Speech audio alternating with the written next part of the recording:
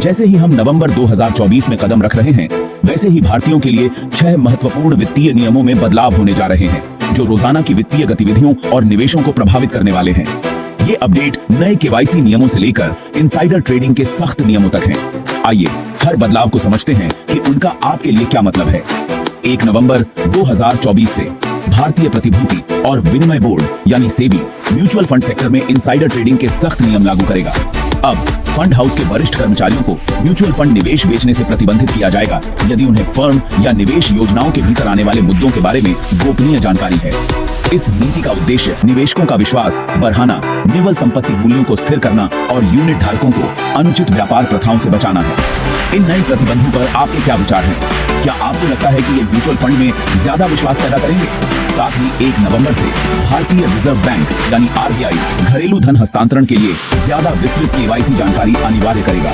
इसका मतलब है कि भुगतान ऑपरेटरों को अब लाभार्थियों के नाम और पते को ज्यादा अच्छी तरह से दर्ज करना होगा।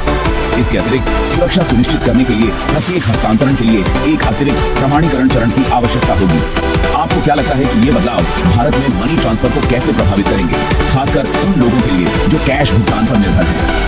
RBI के नए दिशा निर्देश पीयर टू पीयर यानी P2P उधार को प्रभावित करेंगे, खासकर गैर बैंकिंग वित्तीय कंपनियों द्वारा संचालित प्लेटफॉर्म जिन्हें NBFC के रूप में जाना जाता है।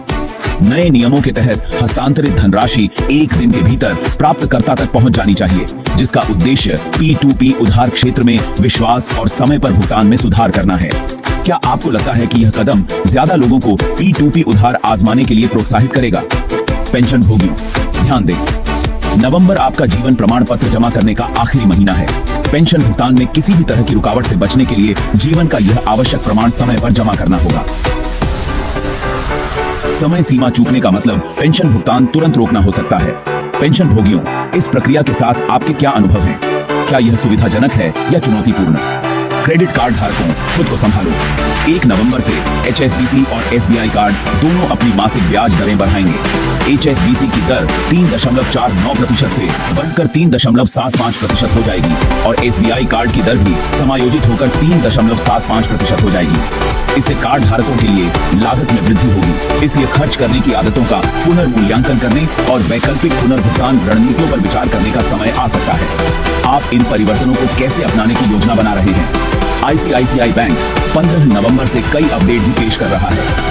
एयरपोर्ट लाउंज एक्सेस की सीमा बढ़ाकर 75,000 रुपए प्रति तिमाही कर दी जाएगी और उपयोगिताओं, बीमा और किराने के सामान पर खर्च करने पर पुरस्कारों पर नई सीमाएं होंगी। इसके अतिरिक्त ईंधन अधिभार छूट अब सभी क्रेडिट कार्ड धारकों के लिए 50,000 रुपए तक और प्रीमियम कार्ड धारकों के लिए 1 लाख रुपए तक लागू होगी। पूरक कार्ड धारकों के लिए 199 रुपए का वार्षिक शुल्क भी लिया जाएगा। क्या ये बदलाव आपके क्रेडिट कार्ड के इस्तेमाल के तरीके को प्रभावित करेंगे? कौन से नए नियम आपको फायदेमंद या चुनौतीपूर्ण लगते हैं?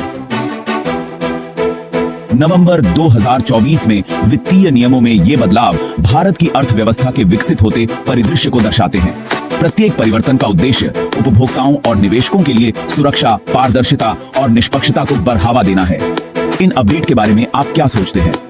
इनमें से कौन सा बदलाव आपको सबसे ज्यादा प्रभावित करता है? अपने विचार नीचे कमेंट में जरूर शेयर करें। ऐसे ही और अपडेट के लिए हमारे चैनल को लाइक, शेयर और सब्सक्राइब करना न भूलें।